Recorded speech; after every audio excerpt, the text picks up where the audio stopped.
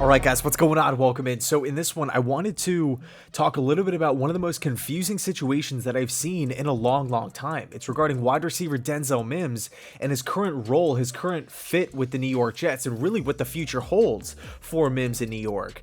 I just find it so out of the ordinary, so odd, so strange, where a team goes out and selects a highly decorated wide receiver back at Baylor in the second round, considered by many people out there as a potential steal of the draft. I mean, the expectation for Mims going into the draft was maybe he slips into the first round, but probably going to go early round 2. He slips a little bit. The Jets managed to trade back and still land Denzel. I mean, people all across the world were excited. They were pumped up like, wow, the Jets managed to land one of the best wide receivers in this class in the middle of round 2. How awesome is that? People are tipping their cap left and right. You talk to fans, draft experts. Everybody is giving the Jets credit. Everybody is praising Joe Douglas. What a great pick. So we get to the regular season, and not only is it just the virus year, so there was no preseason, and we all know how important the preseason reps are for young players. Mims couldn't participate. He didn't have a preseason, but he was injured as well, so he misses the first chunk of the season. The reps were already scarce to begin with because he's coming back from injury. There was no preseason, so right off the bat, Mims faced a lot of adversity. The second Mims became healthy, he essentially leapfrogged the entire wide receiver depth chart and got in there and started making plays with Joe Flacco at quarterback and no real running game. This wasn't Brady, Mahomes, Rodgers, Stafford. No, this was Joe Flacco, the current backup in Philadelphia. So Mims had a lot of different things working against him on top of those issues. Adam Gase was the head coach. Okay, and we all know how bad that offense was, how hard it was to watch that offense on a week-to-week basis. I mean, at times, it was painful. For me personally, I would say it was the worst offense in the league. So with this storm of negativity surrounding Denzel's rookie season, he was still able to put up a solid year statistically. Over 350 receiving yards, 23 catches, 9 games, 8 of those being starts. I felt like Mims was a positive spark. I felt like he was explosive at times. I mean, I assumed that Mims would be taking that step forward, that leap forward going into year 2 with a competent coaching staff, with the additions that we made, not only just, in the running game, offensive line, but also at the wide receiver position as well. So it kind of takes the pressure off of Denzel. I was really thinking that he was going to have a pretty big role. But so far, it just doesn't really seem like that's the case, or that's going to be the case. Now, of course, things could change, but I mean, man, it just seems like from the jump, from the beginning of this season, things have just not worked out, and I can't really put my finger on why that exactly is. He battled with the illness early on, so I feel like he couldn't really make that first impression with the coaching staff. There were rumors about him not really fitting the offense. There were trade rumors at one point. It just seemed like from the beginning, Denzel Mims was the odd man out. And yeah, I mean, we go out and we add Corey Davis, Keelan Cole, we draft Elijah Moore, we already had Jamison Crowder on the roster, so it's no secret that there is a lot of talent at this position. But even with all of those guys, I felt really confident that Denzel, and again, things can definitely change, but I mean, I felt confident that Denzel was going to have a significant role with this team, and I was really, and I still am really excited about, Mims for this upcoming season.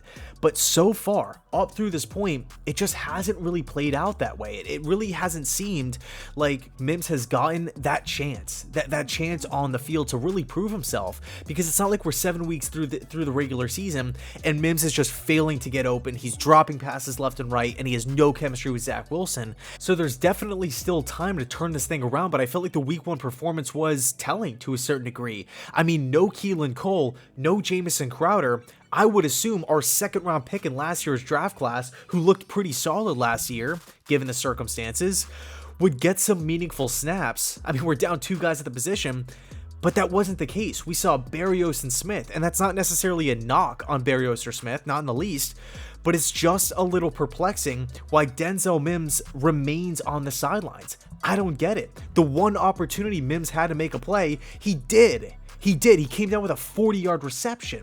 We know physically he's there. He's 6'3", 210 pounds, 215 pounds. Speed was really his MO back at Baylor. He ran a 4.3. I feel like he could be really effective in the play action game over the middle of the field, really effective in the red zone, high pointing the football, boxing out corners, and he's still so young to where he can still grow and get better and learn. It's not like this is Denzel Mims, this is what we have, and he's not going to be getting any better at all for the rest of his career.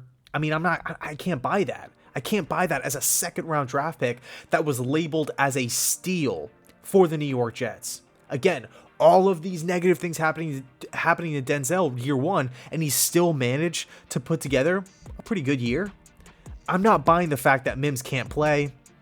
I'm not buying the fact that Mims is just regressing as a player and is just god-awful now to where he can't see the field, because we saw what he did at Baylor. We saw what he did year one. Even in preseason, when he had his opportunities with the third team, with guys like James Morgan and whatnot, he still was out there making plays. I mean, we all remember him carrying multiple New York Giants on his back, fighting for multiple yards. I mean, it reminded me of Braylon Edwards back in the 2010 divisional game on the goal line, just dragging that Patriot into the end zone. And again, going back to Sunday when Denzel's number was called, I mean, he came through. He came down with a 40-yard reception. So I'm confused. I'm perplexed, I'm puzzled, I'm flummoxed, whatever adjective you want to throw out there. And look, I'm not going to sit here and act like I have all the answers. I'm smarter than Saleh, I'm smarter than LaFleur.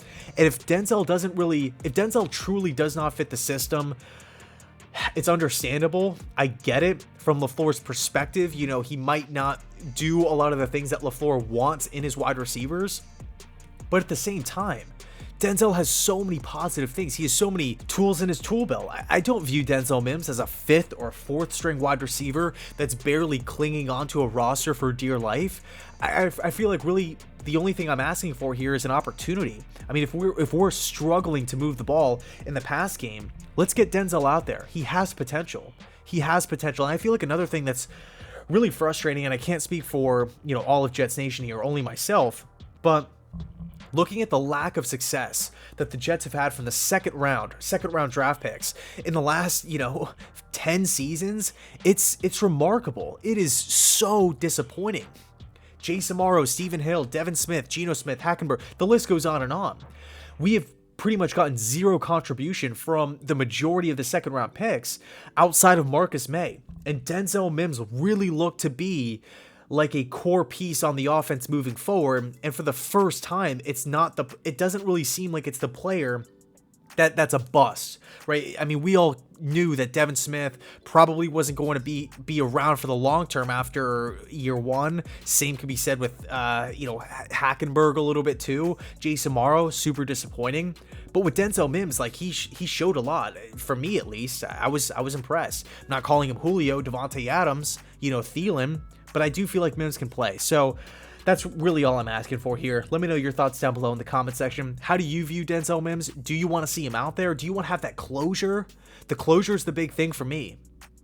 I just can't buy the fact that Denzel Mims is horrible now, where he just, the season comes in and is just god-awful and he can barely crack the field. He can't even see the field. So confusing stuff. Let me know your thoughts down below in the comment section. Cannot wait to see him. Thanks so much for watching, and as always, go Jets.